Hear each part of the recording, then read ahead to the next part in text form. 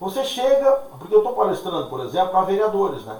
Então eu digo para os colegas vereadores, todos vocês votaram em alguém, votaram no deputado. Aí tu vem da tua cidade, né, seja qual for a tua cidade, vai à Assembleia Legislativa falar com o teu deputado.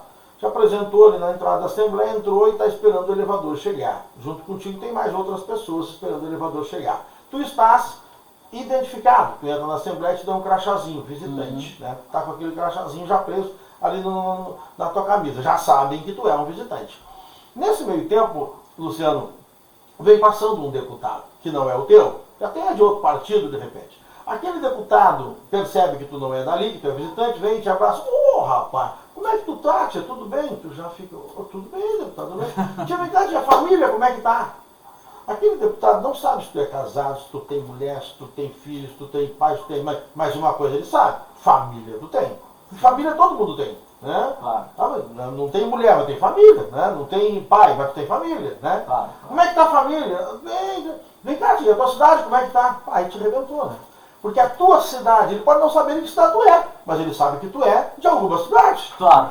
Óbvio. Claro. Como é que tá lá, tia? Tudo bem? Não, deputado, tá tudo bem. Meu querido, olha só, eu vou te deixar o meu cartão, tá aqui, ó, à tua disposição. Eu estou no 11º andar ali, meu gabinete é tal. Prazer te ver, hein? Bom te ver. Estamos às horas aqui. E sai.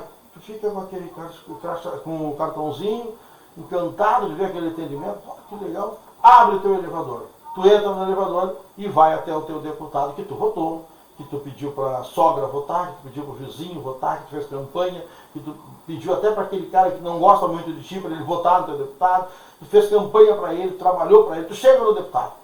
Quando tu chega no gabinete do deputado, como é que vai? Chega, fica à vontade, a assessoria vai te dar uma mão, eu tenho uma reunião agora, cafezinho, pode tomar um cafezinho, tá, tô indo, um abração e tchau, vai-te embora.